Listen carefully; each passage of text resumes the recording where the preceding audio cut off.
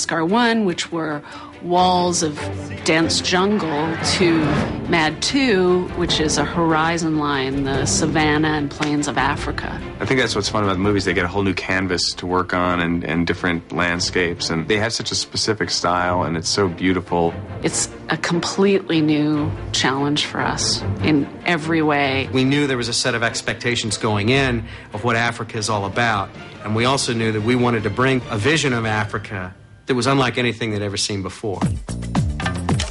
We were lucky enough to go on safari, and it put everything in perspective because you feel very small because this ancient land and these animals, and you just really had a sense that this is a different world. When you get to Africa, you just realize how big the place is. There's grass and trees and plants that look like, familiar places, but when you get there, it opens up and it feels like you can see the curve of the earth. It's just immense, the space.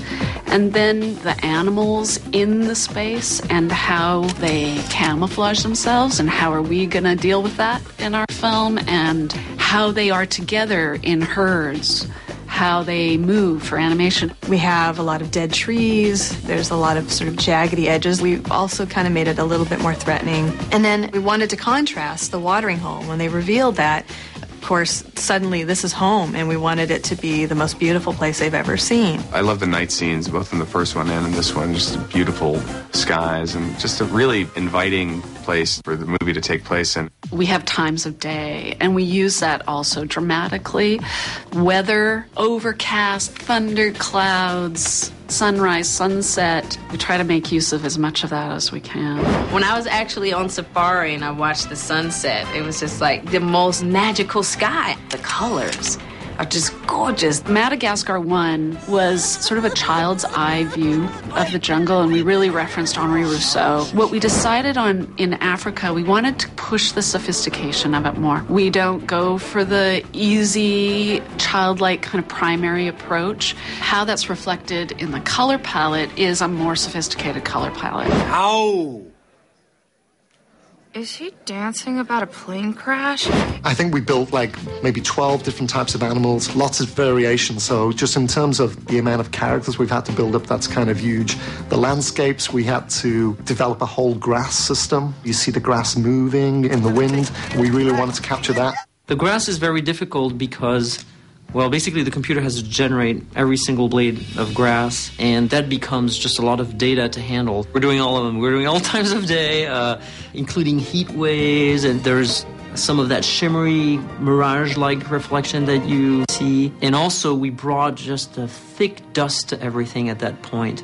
And every time the crowd moves around, you can see that it's just dust. So we have crowd dust.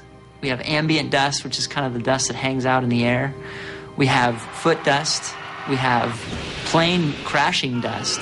We have grit. There's like a million different types of dust that we discovered are out there.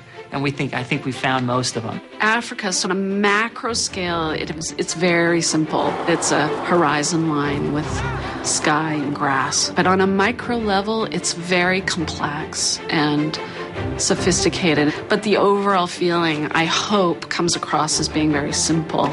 It's just there's a lot of lushness built in to add to that complexity of the environment. A lot of challenges, It's not a super easy sequel film at all. It's much harder, I think, than the first film.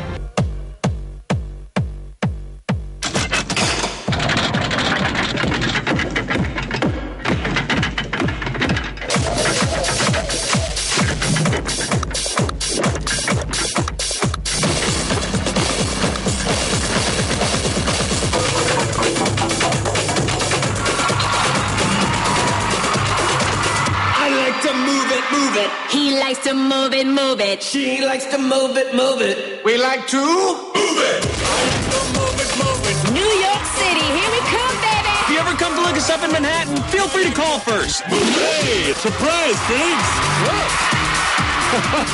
Yeah, I'm a lady. Which of you is attracted to me? Seriously, though, call. Buckle up, boys. Don't look down. This might get hairy. Launch! Launch!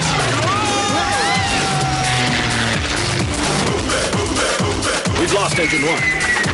And Engine 2 is no longer on fire. Attention! This is your captain speaking. I've got good news and bad news. The good news is we'll be landing immediately. The bad news is we're crash landing. Thanks again for choosing Air Penguin. It's more fun when you raise your arms like this. I love you, Gloria. I always have. Deploy! Good landing, boys. Who says a penguin can't fly?